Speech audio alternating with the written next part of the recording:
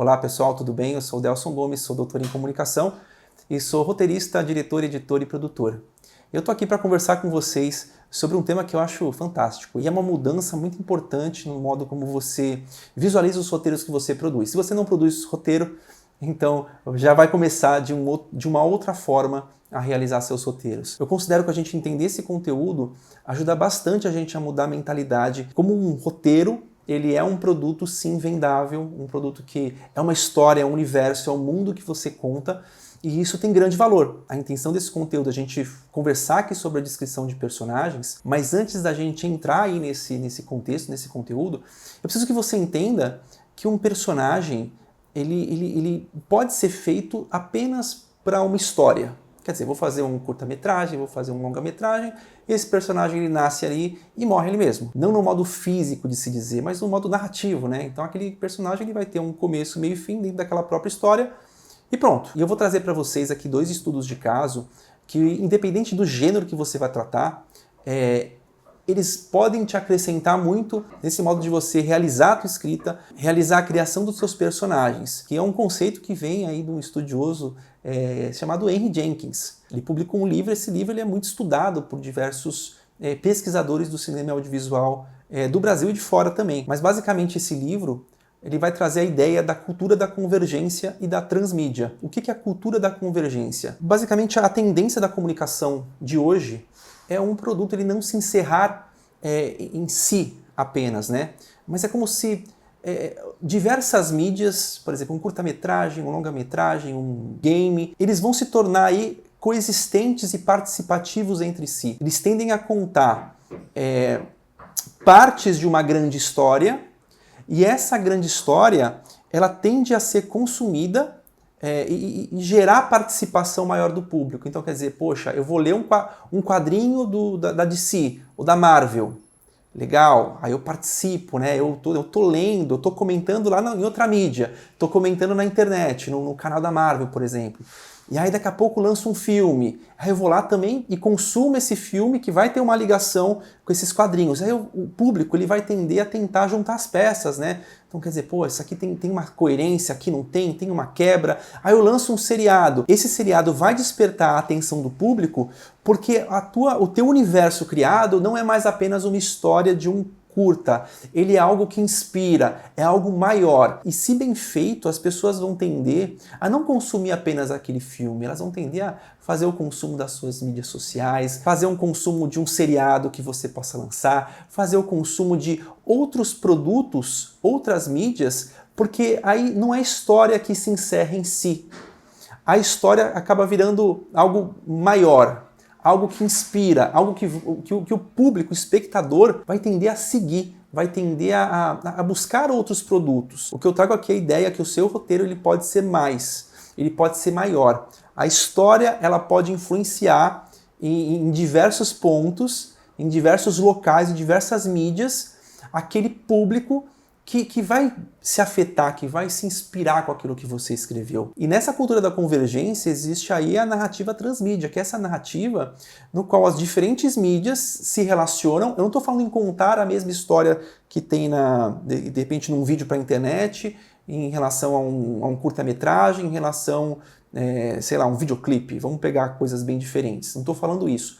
Não é a repetição, mas é como esses diferentes produtos acrescentam informações, acrescentam situações diferentes que fazem o público, o espectador, consumir não apenas um produto, mas um universo que você criou. Para ser mais claro, eu vou citar aí dois estudos de caso para que você perceba melhor o que eu estou falando.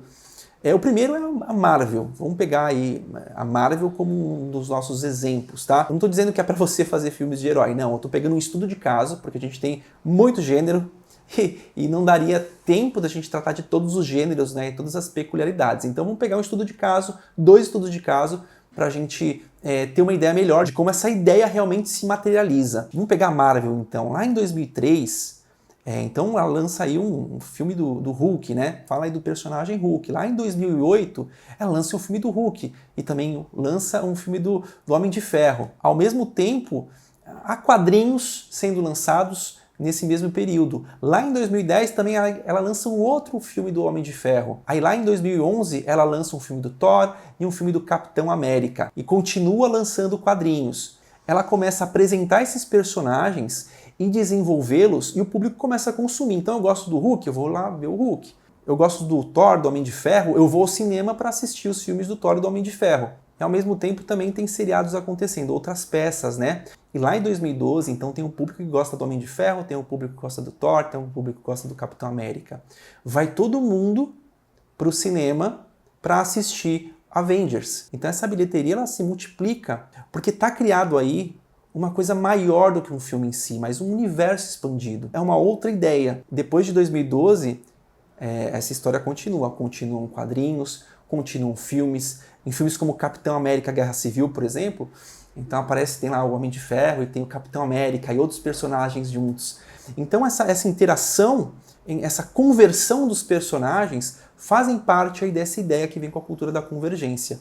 E ao mesmo tempo a transmídia está acontecendo porque são produtos diferentes, mídias diferentes, que estão contando sobre a mesma grande história e estão afetando o público. E com essa ideia, toda a parte comercial da empresa ela acaba crescendo, né? Então, quer dizer, os quadrinhos vão vender mais, os filmes, os seriados, começam a surgir mais produtos. E se a gente fala em profissionalizar cada vez mais o audiovisual, eu sei que tem gente que acha que filme de herói não é filme. Eu vou trazer um outro conceito para vocês, que é um conceito bem antigo, que eu carrego sempre comigo esse conceito. Eu como roteirista, diretor, editor e produtor, que é o seguinte: qual o local do espectador? Então você vai pensar assim, na frente da tela. Não é verdade? Vai pensar na frente da tela. Não é na frente da tela, não deveria ser. O local do espectador é dentro do filme, é dentro da peça. Isso significa que não adianta você pensar em escrever, pensar em produzir também, só levando em consideração as ideias que você tem na mente. Quer dizer, eu quero colocar nessa sequência. Você precisa colocar essas ideias a partir de como o teu espectador experiencia tudo. Então, e essa experiência que ele vai ter não é só do filme em si, né? Mas quando as pessoas vão ler o seu roteiro também. A experiência delas vai contar muito. A aceitação do teu roteiro, do teu filme, vai contar a partir da experiência de quem está lendo, de quem está assistindo o teu conteúdo. Por que eu falo isso? Porque se não tiver espectador, você não tem quem consome os seus produtos, então não tem como não levar em consideração. A gente aqui na escola, a gente toma sempre o espectador como centro de tudo. É para ele que vai. Não adianta eu produzir ou escrever porque eu quero escrever desse jeito, porque só colocar as coisas no papel de uma forma objetiva. Não adianta, você precisa criar o ambiente, construir essa história, quando na escrita, construir essa história o máximo possível na mente de quem vai lê-la. Se você não a constrói, se você simplesmente coloca os fatos no teu roteiro de forma objetiva, as pessoas que vão ler e vão interpretar esse roteiro, muitas vezes não vão ter absorver com a sensibilidade que você escreveu o teu roteiro como deveria. Então não é só você colocar as coisas no papel como um tópico, como um passo a passo. Não, você precisa sim criar essas atmosferas, que é um outro conceito que eu estou tratando aqui com vocês, atmosferas. O que é uma atmosfera? Imagina que você chega num ambiente, acabou de ter uma briga no ambiente. Tá um climão, só que você não presenciou a briga. Você chegou naquele momento e sentiu aquele clima, aquela atmosfera pesada. Você não viu, mas você sente. No cinema, essa atmosfera ela é construída pelos elementos da linguagem. E no roteiro, você só tem um caminho que você possa usar. É as suas palavras, são as frases, como você constrói esse universo no papel. Então a construção de atmosferas, embora seja um conceito que ele vem aí no cinema e da fotografia, para mim, ele é um conceito que ele tem que estar presente na tua produção do roteiro, a construção de atmosferas. E a partir disso, tomando o espectador como centro e sabendo que você vai criar atmosferas, e com mais esse conhecimento do que o seu roteiro, a tua história, não precisa se encerrar nela apenas, mas ela pode expandir, o teu projeto vai tender a ficar muito mais atrativo para investimentos e a história em si para o público também. E aí, antes de ir para a próxima parte, eu vou trazer um outro exemplo para vocês, tá? Que é da franquia The Walking Dead, que eles basicamente fizeram a série The Walking Dead, foi um grande sucesso. Em algum momento, no meio da série, eles fingiram que mataram o personagem principal, Rick. E aí a série continuou, enfim, teve sua finalização. Só que lá, no mundo pós-apocalíptico, no qual os zumbis dominam o mundo, eles não criaram somente o espaço da série. A própria série ela veio aí dos quadrinhos, mas eles criaram um espaço também para um universo. Então, esse quadrinho que virou série, ele passou a ter outras séries derivadas. O que eles fizeram? Eles pegaram personagens importantes da série, como Daryl, por exemplo, estão realizando aí uma outra série do personagem, no qual os personagens que estavam naquela série em outras séries derivadas aparecem nessa série do Daryl e interagem. Da mesma forma, pegaram o Rick, que é o personagem que fingiram que mataram nessa série, e montaram uma outra série desse personagem da mesma forma, trazendo outros personagens, trazendo outras experiências para o espectador. Repare que o espectador ele vai se apaixonar, ele vai tender a se apaixonar pelo produto que está sendo feito. Ele não vai querer consumir só o produto em si. A coisa se expande, os produtos se chocam, eles são ao mesmo tempo independentes e dependentes. Eles se chocam, muitas vezes você vai ver um episódio no presente e você já viu uma outra série derivada, ou já viu algum produto que tinha uma outra informação. Você vai e volta ao passado e reinterpreta esse produto, essa outra mídia. Olha que interessante.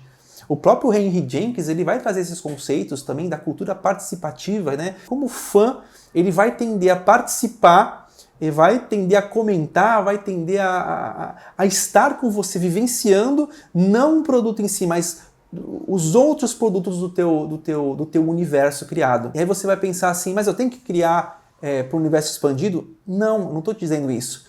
Estou te dando a primeira coisa que eu estou te dando é essa percepção de que você, quando escreve para algo maior, você amplia as tuas possibilidades mercadológicas e amplia as tuas possibilidades de história.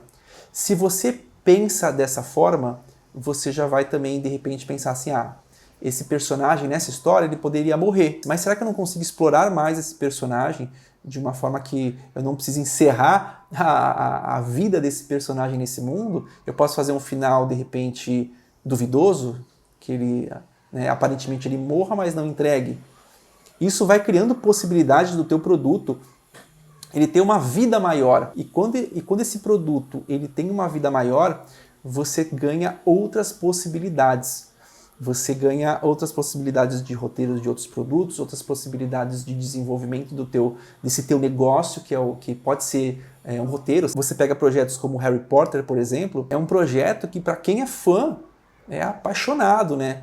Eu, pessoalmente, eu não consumi muito Harry Potter, mas a gente percebe, porque essa cultura do fã, essa cultura que faz o fã se apaixonar, não por um produto em si, mas pela ideia que ele traz, isso é uma coisa muito maior. Porque quando você desenvolve um personagem e esse mundo está muito claro para você, colocar esse mesmo personagem em situações diferentes nesse mundo, ou colocar em uma mesma situação diferentes personagens, pode ser um modo de observar a criação com um olhar diferenciado. Mas a grande carcaça, o grande invólucro dessas situações, que é o mundo, é o universo que você cria, ele vai criar também, de repente, o teu modo de escrever, o teu modo de criar personagens. De repente você vai ser um escritor que é de um nicho, de repente, que vai falar de filmes de zumbi. Ou você vai ser um roteirista que vai escrever sobre o universo western. Olha como as mídias podem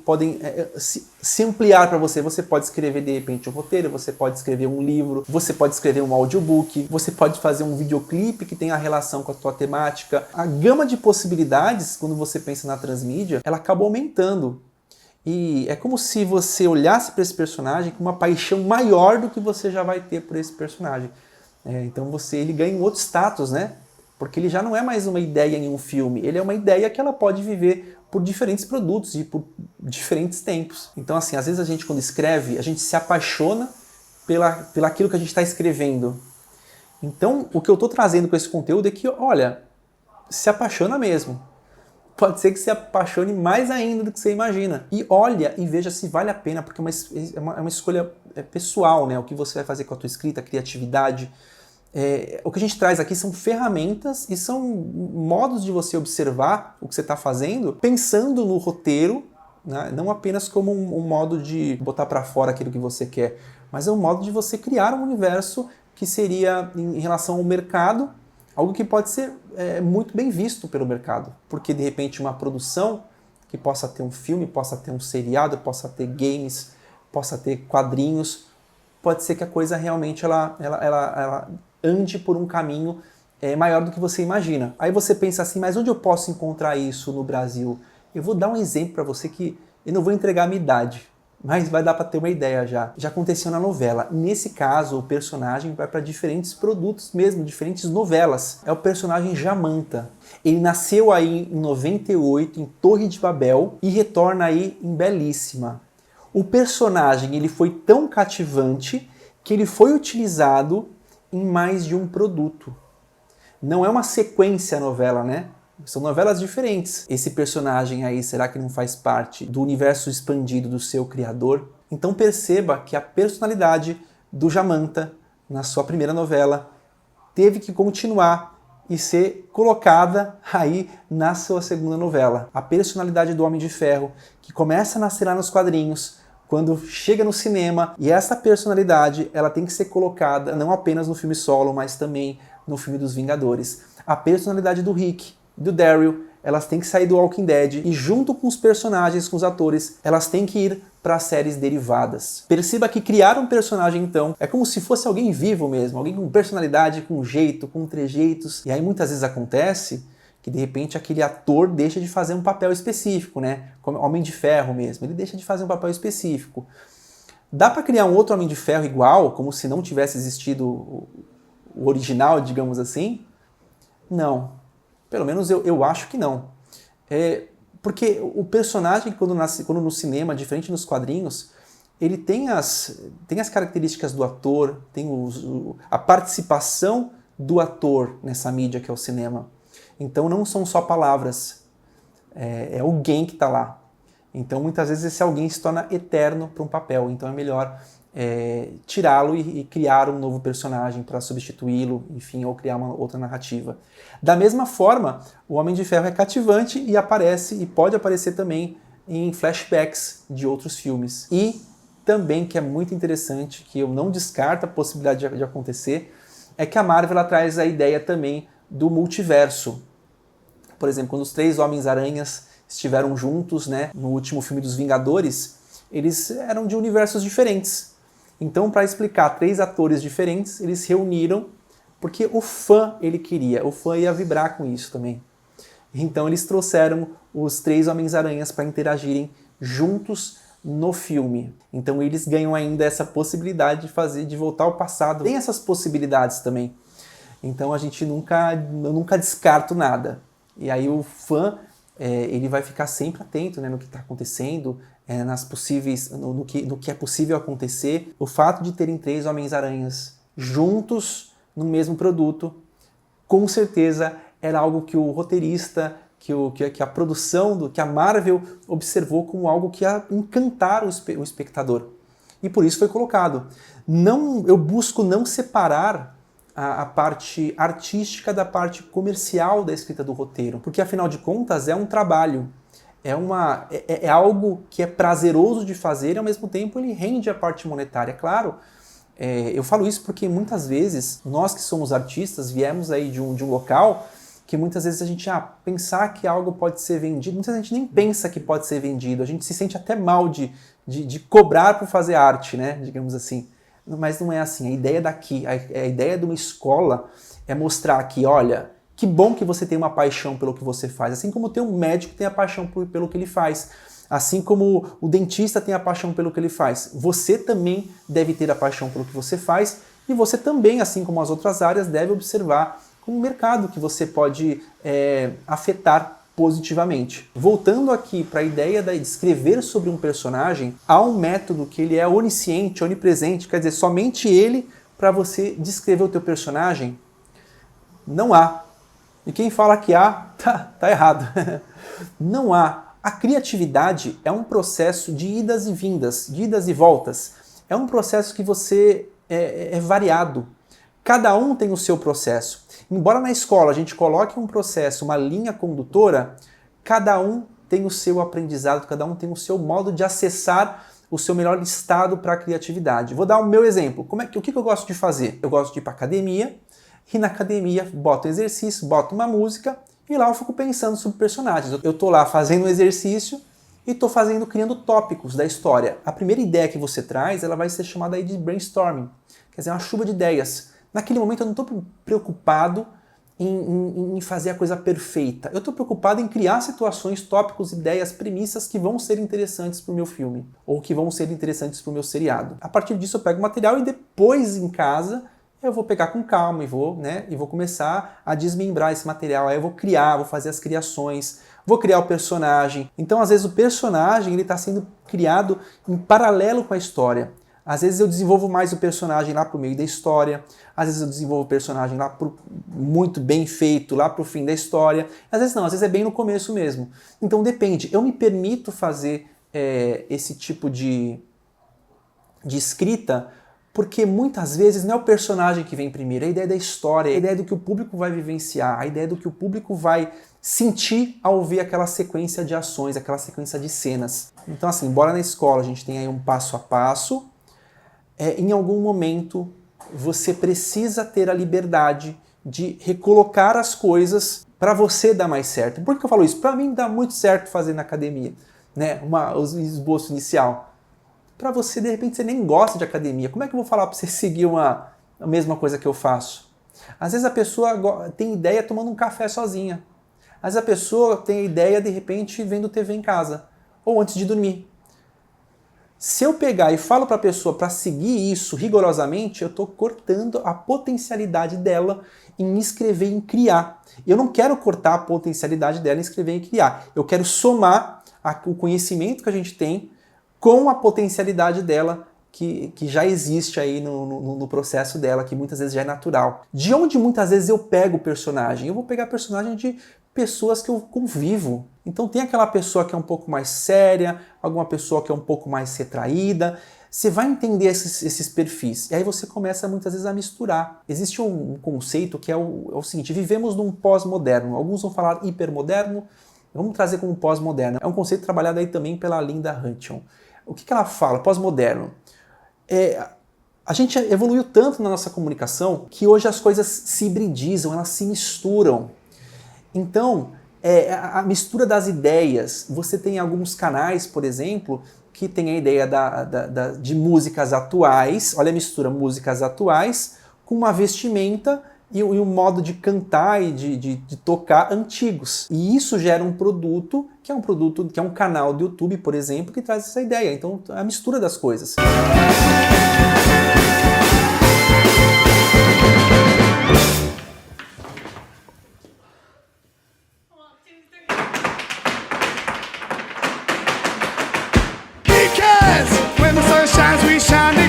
Você tem gêneros que se misturam e se hibridizam. Existe um diretor que eu gosto bastante, que ele hibridiza muito, ele mistura muitos gêneros, que é o Quentin Tarantino. Então você pega aí filmes como Kill Bill, o que ele faz? Ele hibridiza filmes de Kung Fu com filmes de faroeste. É muito bom você entender os gêneros particularmente, né, digamos assim. Eu estudei muito o cinema catástrofe e o cinema western. Então esses dois gêneros eu gosto bastante de estudar. Inclusive eu vou dar algumas aulas para vocês sobre esses gêneros, porque eles têm algumas recorrências. O que é uma recorrência? Quando você olhar para o filme, você vai conseguir saber, para aquele gênero, você vai conseguir identificar aquilo que acontece em comum em basicamente quase todos os filmes. Então, por exemplo, cinema catástrofe, o que acontece? Eu vou dar um spoiler já.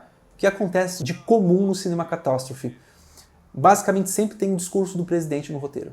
Sempre tem um discurso do presidente e vai ser carregado muitas vezes de religiosidade. Por que isso? Porque o cinema catástrofe ele é essencialmente aí estadunidense e a sociedade estadunidense ela é embasada no protestantismo. E o protestantismo basal dela traz a ideia do destino manifesto. Na formação da sociedade estadunidense, eles tinham a ideia, e ainda têm, que eles podem trazer a salvação para o mundo, que eles são um exemplo a ser seguido. E por que eu trago esses gêneros? Porque quando você entende que é possível fazer filmes no Brasil com efeitos especiais e visuais, você vê que não é caro, você vê que rola fazer, o teu modo de escrever, ele modifica. Você vai sair do drama puramente. Eu trabalhei e trabalho também no universo universitário. É muito difícil o aluno sair do drama. A gente tenta sempre estimular esse aluno a sair da caixinha. Porque se eu quero que esse aluno, e eu quero que vocês saiam da caixinha e tenham produções e roteiros diferentes e realizáveis, eu tenho que estimular. A minha função é estimular. Se eu não estimulo, você vai ficar no drama. É o mais cômodo você fazer o drama. É o mais cômodo você fazer o drama. Agora que a gente quer o quê? Sai da caixinha. Você tem séries brasileiras aí que são, acho bem interessantes, como Cidade Invisível. Filmes também que são, achei muito bons. Bacurau, por exemplo. Vamos pro terror, por exemplo. Um longa aí com baixo orçamento. Basicamente eles se reuniram aí numa casa durante um mês para fazer esse longa. Com um dado macabro. Um roteiro bem interessante do terror.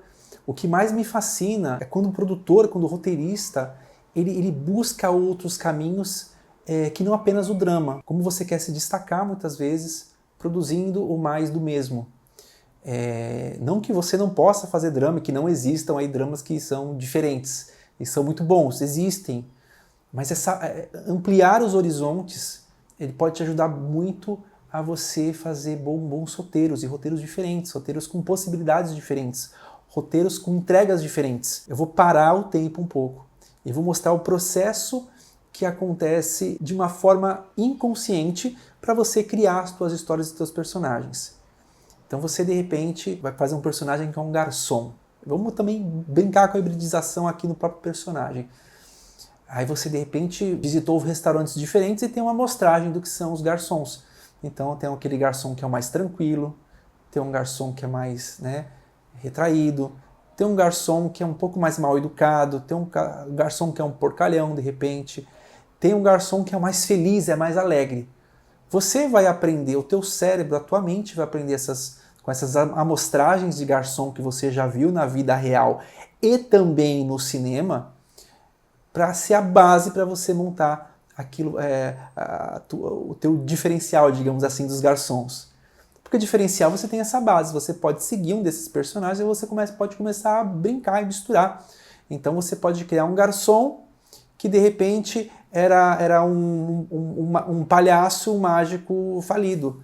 Quando você coloca essa característica do garçom sendo um mágico, colocar um palhaço que não deu certo, de repente esse garçom é um garçom que vai te servir fazendo algumas brincadeiras, algumas palhaçadas, algumas mágicas, né?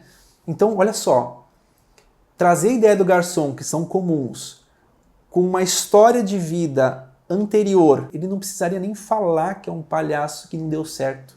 Você já vai entender pelo que as ações que ele faz. E aí na construção da descrição do personagem, se for um personagem importante, geralmente a descrição do personagem são os personagens mais importantes. Você vai lá e vai descrever como foi a infância desse palhaço, o que ele passou, qual é o grande momento, de repente, na vida dele que fez essa quebra para ele virar um garçom, que é um personagem importante para aquela história.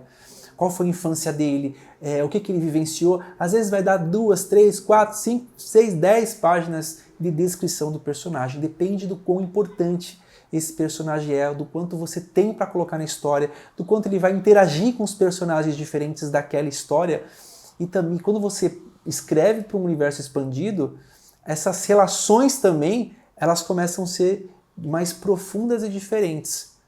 Podem ser, né? Porque muitas vezes essa relação com os pais, de repente num outro produto, num outro momento, ele vai ser uma relação mais explorada. E aquela revisita, do filme mais novo em relação ao anterior, ou do produto mais novo em relação a outros produtos, ele vai acontecer. Porque o público ele vai tender a procurar, vai querer entender se tem alguma brecha. Isso é muito interessante. A gente faz cinema para um público, a gente não faz pra gente, né? A gente faz para um público. Se não tiver o público, não existe filme, não existe. Nós trabalhamos com entretenimento. Então, para você criar os teus personagens, muitas vezes você busca até uma situação base, uma personalidade base, e você começa a carregar de história passada nesse personagem. Isso vai ajudar muito a você criar, muitas vezes, personagens diferentes. Às vezes você vai fazer aquele roteiro daquela história, depois você vai fazer um outro produto que é o nascimento desse personagem, ou um produto muito focado nesse personagem, como a gente tem X-Men e tem Logan.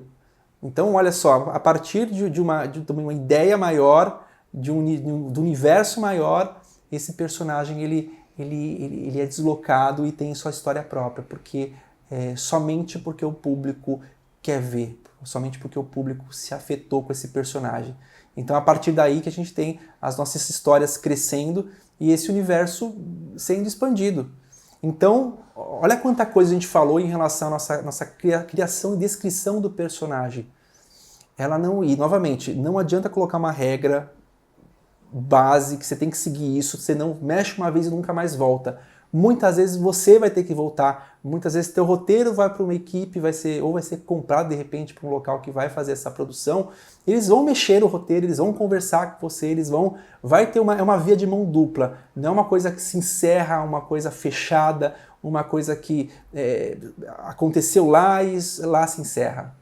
Mesmo quando não é no universo expandido, acontece aí essa troca e você tem que voltar para mexer e às vezes até reorganizar algumas ideias, alguns detalhes. Agora eu vou criar com vocês a descrição de um personagem para que você entenda a ideia e o pensamento em relação a essa descrição. Bom, vamos realizar aqui a descrição de um personagem e como eu penso para descrever e para desenvolver esse personagem, né?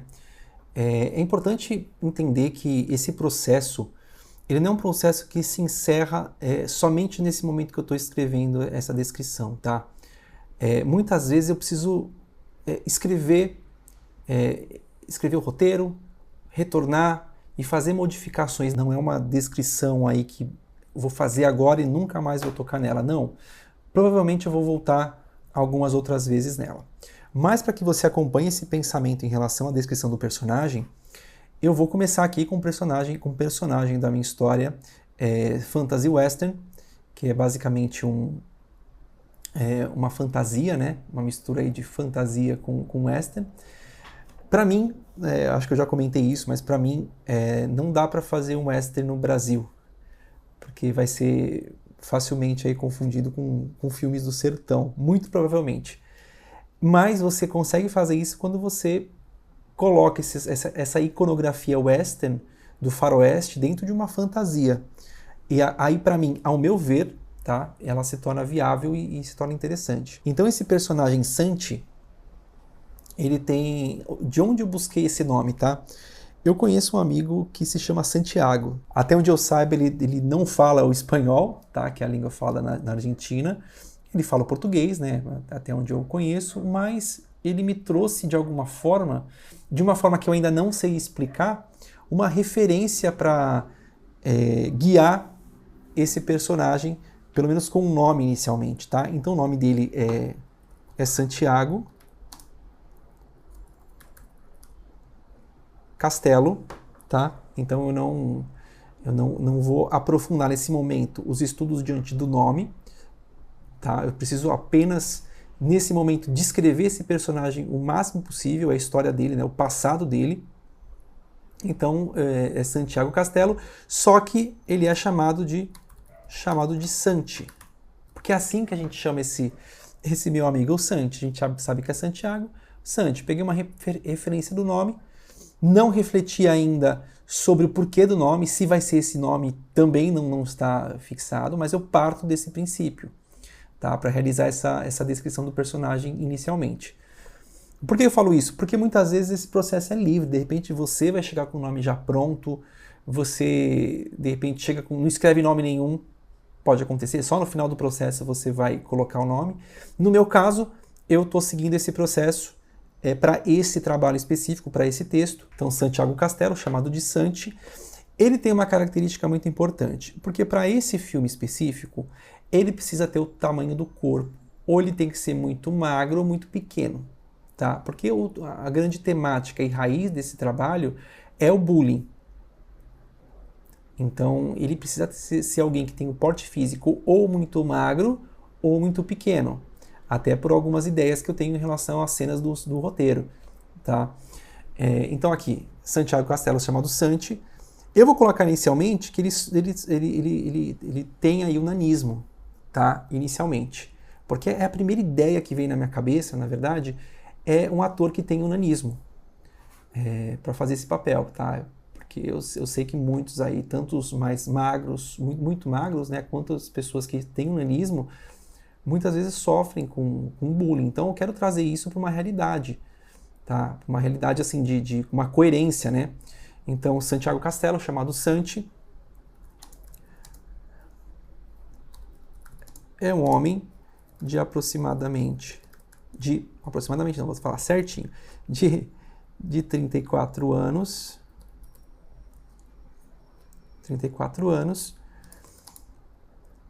que tem nanismo e sofreu bullying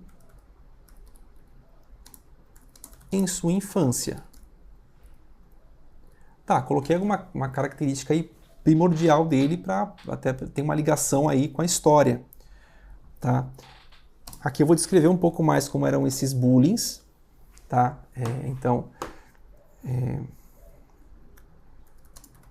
Os garotos de sua escola na sua infância.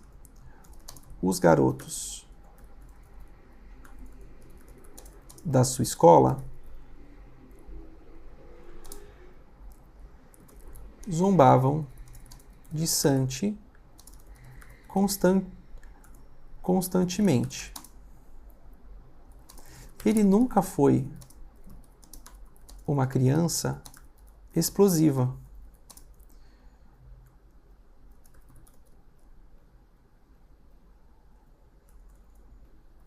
Demonstrava medo e constantemente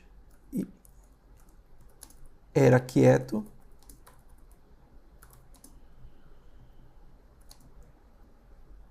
e retraído a maior parte do tempo. Então repara que eu já estou falando, nesse caso, ele tem um nanismo, sofria bullying, e isso causava essa personalidade, enfim, que ele sentia muito medo, era retraído e a maior parte do tempo e era quieto. Aí, aqui eu posso citar algumas coisas que ele já passou na vida, na infância dele, né, em momentos específicos aí da vida dele. Eu posso citar aqui e contar a história e o modo como ele se relaciona com alguns personagens. Por exemplo, coisas importantes com os pais, por exemplo, na escola, com os amigos. Eu posso trazer essas coisas por aqui, né? Então aqui, como esse é um western com fantasia, e no roteiro eu vou trazer elementos dele com as roupas, né, do western, trazer elementos aí com a estrela de xerife, por exemplo. Então eu tenho que me demonstrar aqui que ele era alguém que gostava do faroeste. Até para dar todo sentido para a história, porque, né, no final essa história vai ter uma ligação com a própria mente dele, tá? Então aqui eu vou dar esse sentido nesse momento. Então, Santi gostava muito de faroeste, de assistir faroestes com seu pai. E aqui eu vou falar um pouco dessa relação com o pai. Que sempre buscava, que tinha a estatura normal e sempre buscava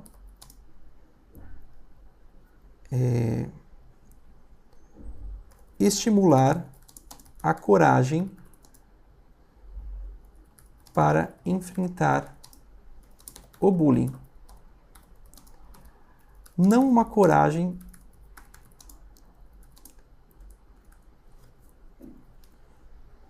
física, mas muito mais psicológica.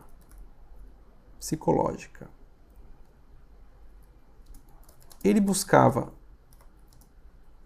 psicológica. Ele buscava estimular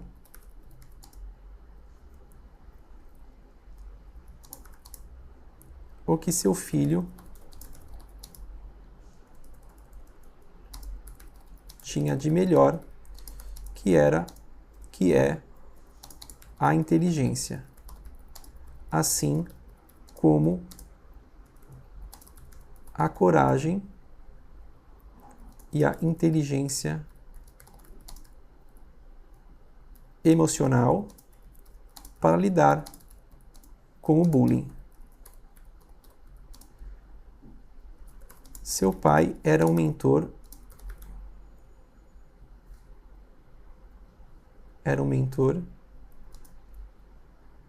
Que conduzia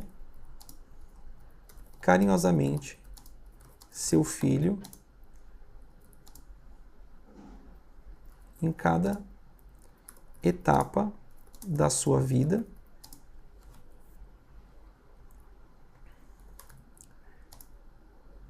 que o abalava.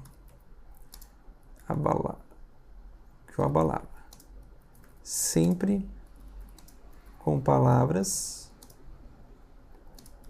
e ideias que faziam Santi refletir. Deixa eu ver, ele buscava estimulação. Santi refletir.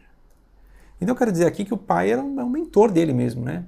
Até pela história, esse pai ele vai estar presente aí até simbolicamente, né? Isso a gente vai ver quando a gente for desenvolver aí o roteiro, né? O argumento, o roteiro.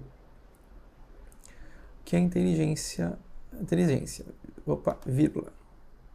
Faltou uma vírgula. Assim como, se a gente refletir.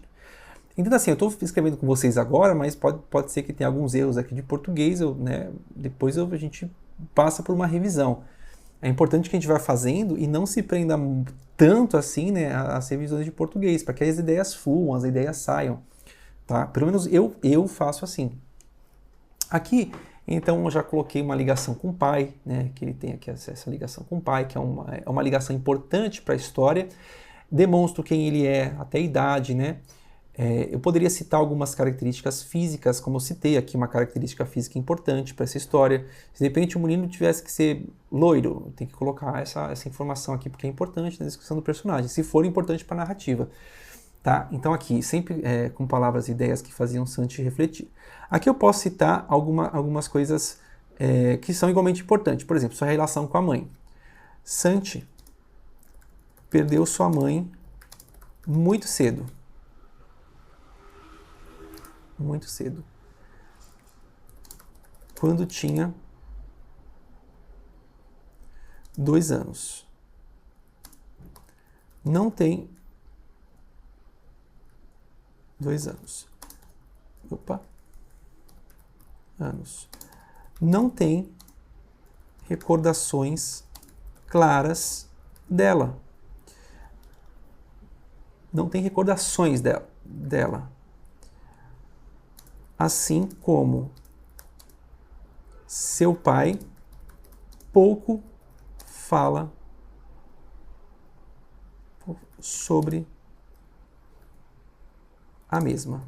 Aqui é uma coisa muito importante. Como eu estou escrevendo um texto, quer dizer, um filme, que ele vai ser algo transmídia, aqui vou deixar até sublinhado.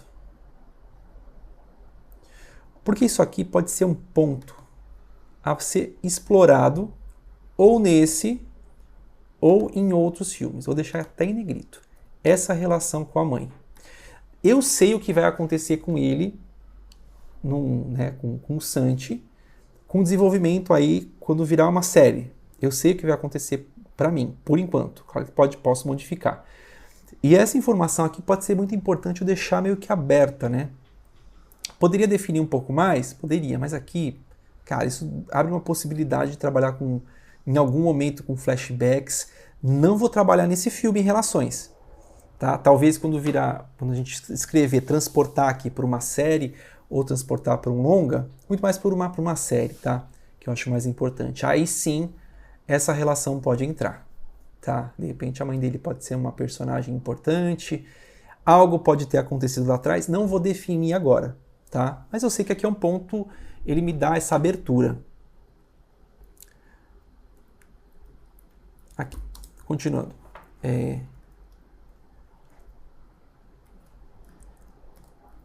Na sua infância, aqui eu posso citar alguma coisa importante que aconteceu na sua vida, tá? Santi passou por um ano muito difícil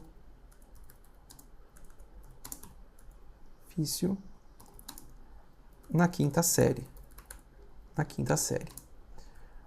Os amigos zombavam de sua estatura mais que o normal e chegaram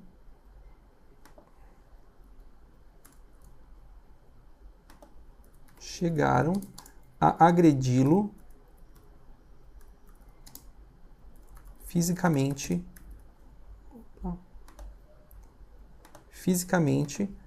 por algumas vezes.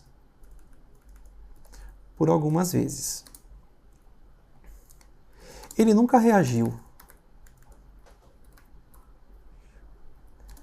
Seguia sempre com muito medo.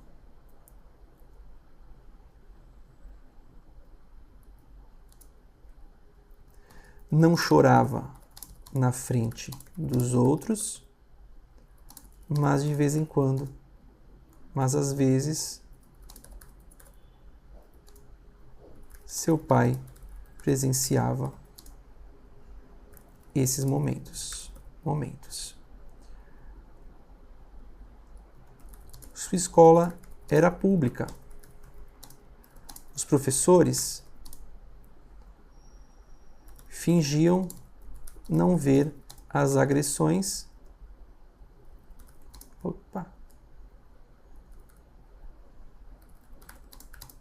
e o bullying.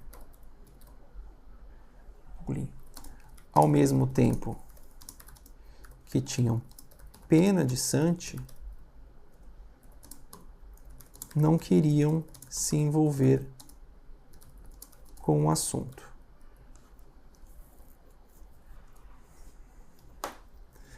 Aos 12 anos,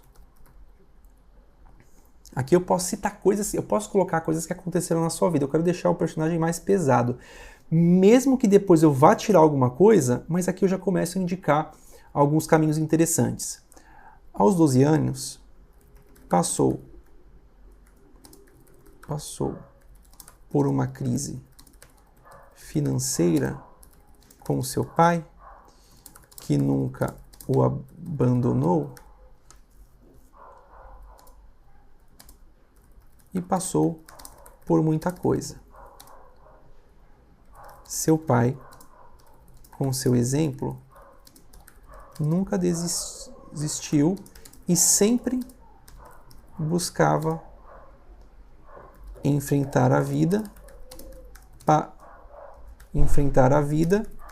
para que Santi o visse como exemplo. Demorou menos de um ano para que a situação financeira do pai de Santi melhorasse.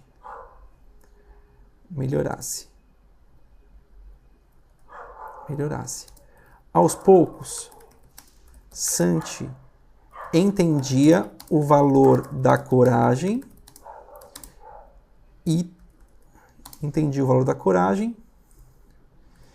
e deixava o medo de lado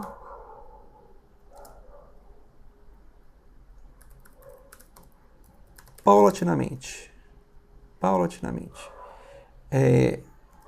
Mesmo assim, o medo completo nunca o deixou. Santi Aqui eu posso, coisas importantes, né, que aconteceram na vida dele, eu posso citar aqui já também. Mesmo que não vá usar a história, vai me ajudar a dar uma densidade aqui pro personagem. Santi se apaixonou pela primeira vez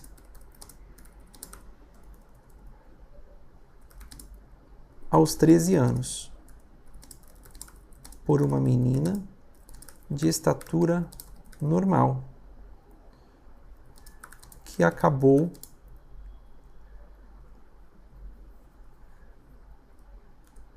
brincando com os sentimentos de Santi ao fingir que estava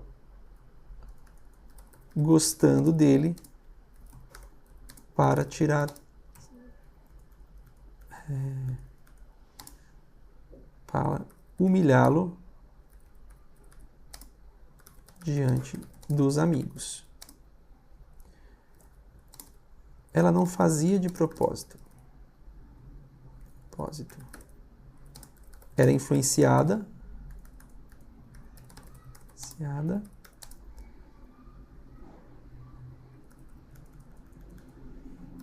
pelos amigos da escola e pelos amigos da escola e por sua pouca idade,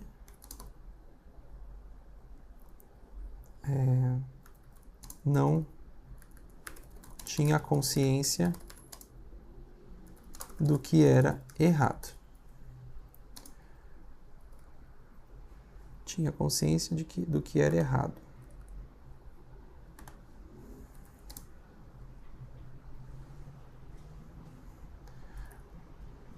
Aqui eu posso, né, ser mais detalhado. Se eu quisesse contar ano a ano aqui, eu poderia aqui, tá?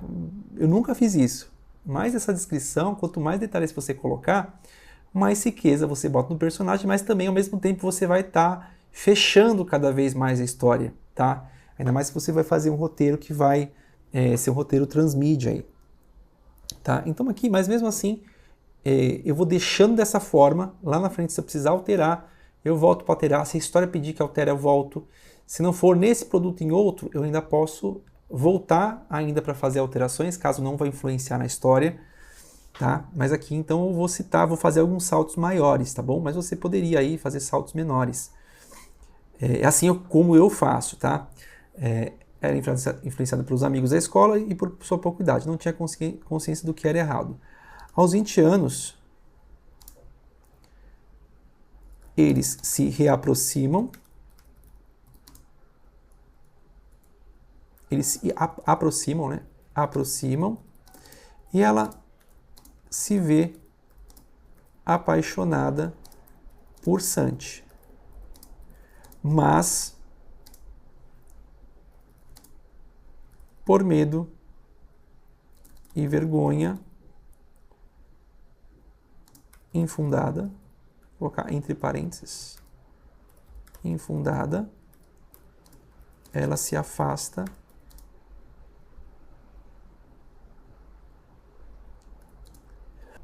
e sua vida toma outro rumo. Aqui também é uma oportunidade. Aqui vou até deixar. De haver uma retomada a partir dessa ideia em algum momento num roteiro ou em outro roteiro. Não vai ser nesse, na verdade. Pode ser em uma outra história que tem essa relação com o personagem. Tá? Mas aqui eu já deixo, tá, por uma importância, uma parte que é interessante. Eu posso até problematizar um pouco mais isso um pouco mais para frente, tá? Não teria problema. Aqui eu vou continuar essa descrição. Aos 21 anos, Santi tem seu primeiro emprego. Resolve não fazer faculdade, mesmo com condições financeiras melhores.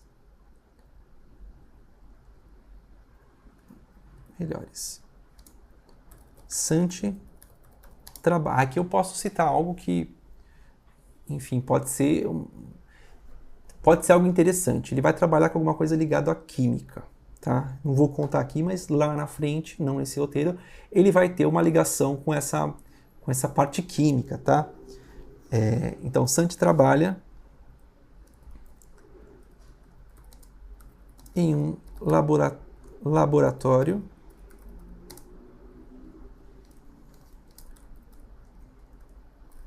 como assistente.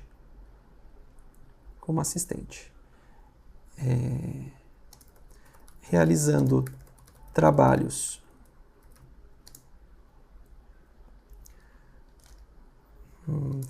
mais... Santi trabalha em um laboratório como assistente realizando trabalhos como limpeza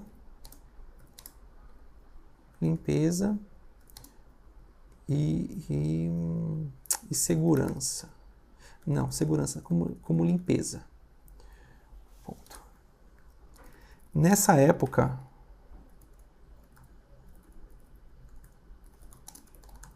conhece um grande amigo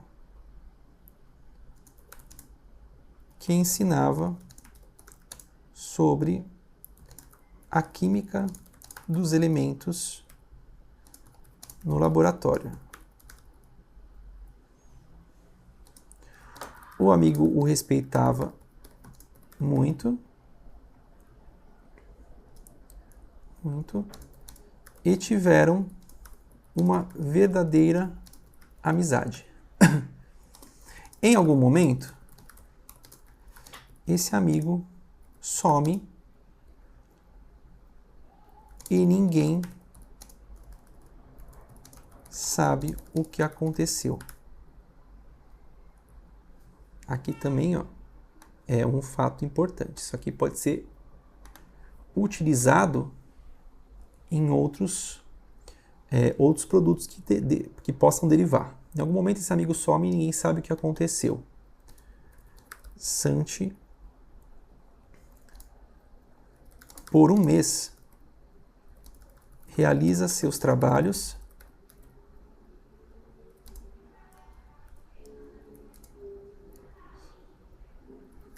até que alguém descobre e o laboratório é fechado. Nessa experiência, Santi aprendeu muito sobre química e como manipular os elementos.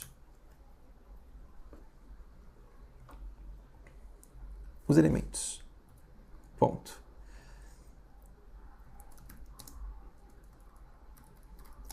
Logo após, Santi é chamado para trabalhar em um circo e aceita pelo dinheiro que renderia.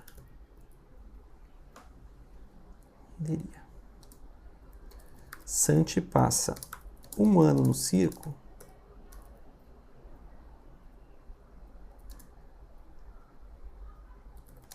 mas se cansa de como as pessoas o tratavam. Ele não queria ser um simples anão. Ele sentia que era bem maior.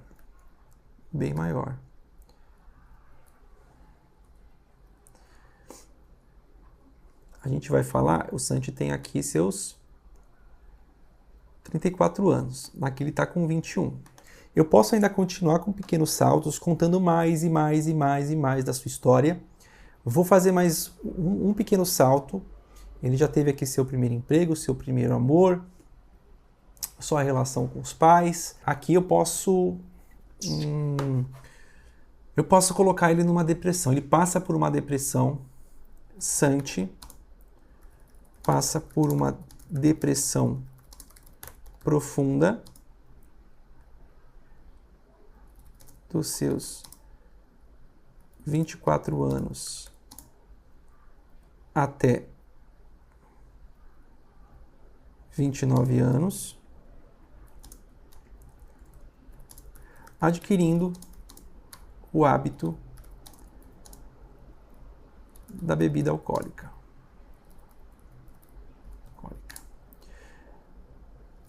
Aqui eu quero que ele seja alguém que ao mesmo tempo tem medo, né? Tem medo e tal, mas a fuga dele acaba sendo a bebida.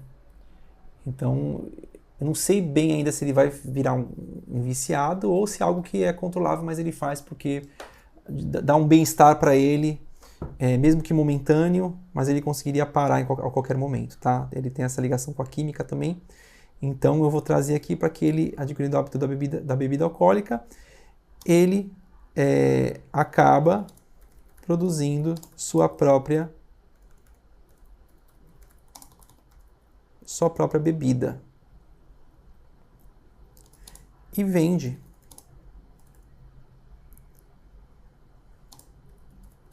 para algumas pessoas que acaba conhecendo em seu prédio. Ele não é rico nem pobre.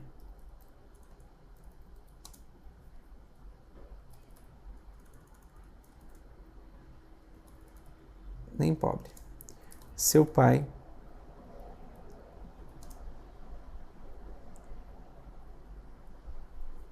nem pobre, mas precisa se sustentar,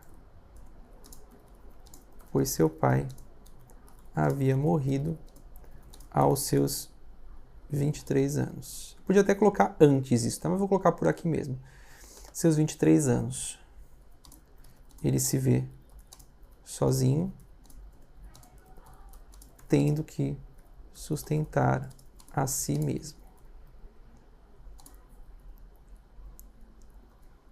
Santi acaba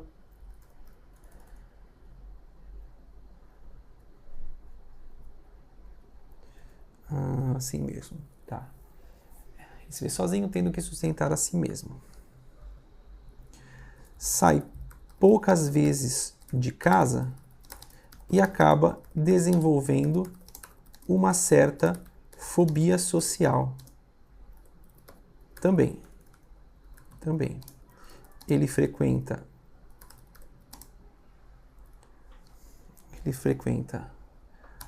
o psiquiatra.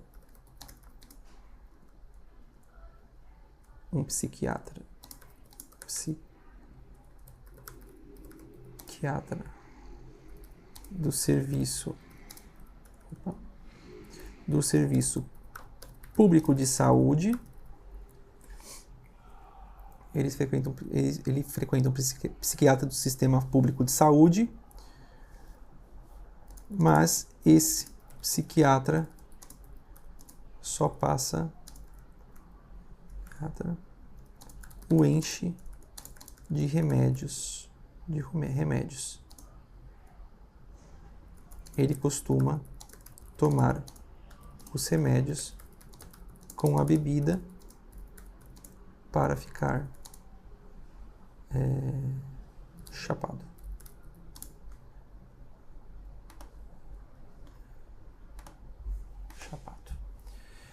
Ele não é drogado. Ele aparenta. Ele não é drogado nem viciado, mas precisa de algumas fugas para sobreviver em seu mundo.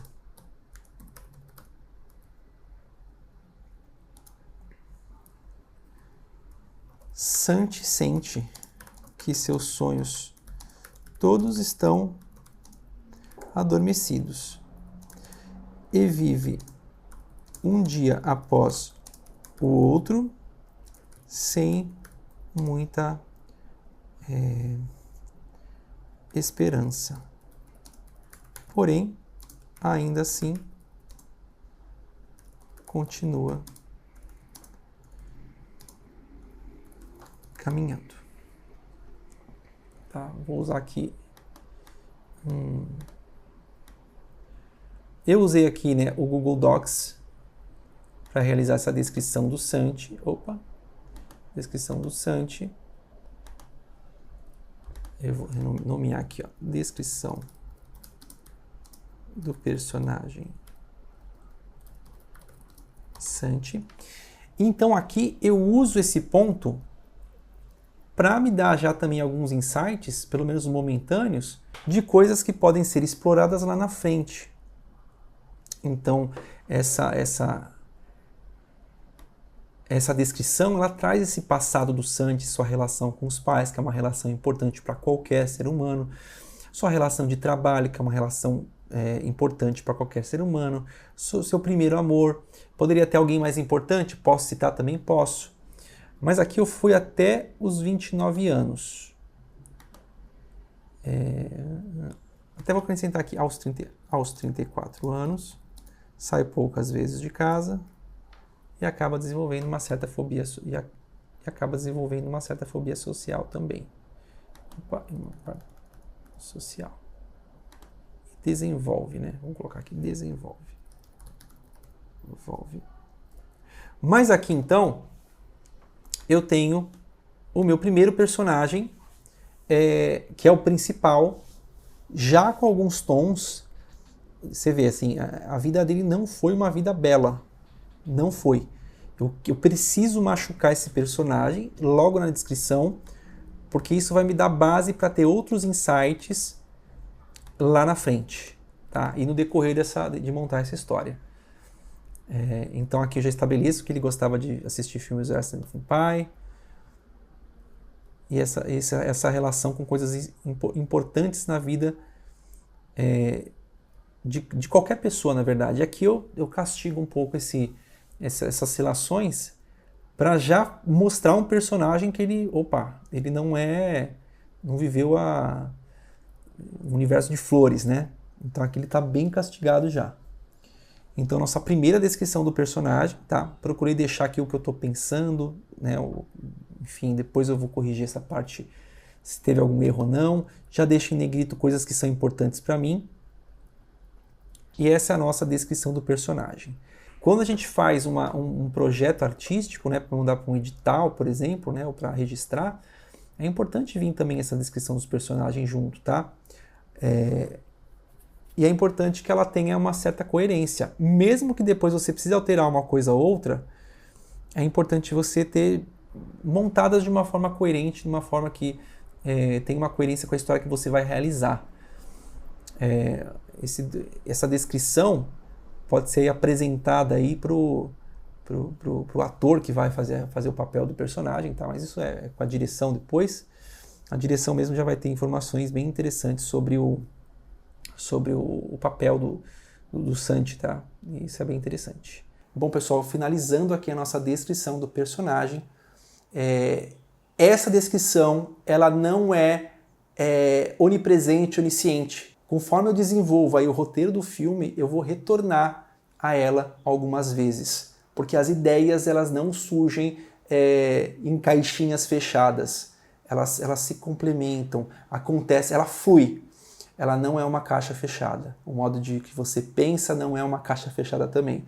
Você vai ter experiências todo dia, vai ter experiências passadas, vai ter insights, vai ter ideias, e deixar de aproveitar isso é perder muita coisa. Se você quiser fazer parte do nosso curso de roteiro profissional, dá uma olhada na página, vê se faz sentido para você a nossa proposta, e vai ser um prazer ter você com a gente no curso de roteiro profissional aqui da Escola de Efeitos Especiais.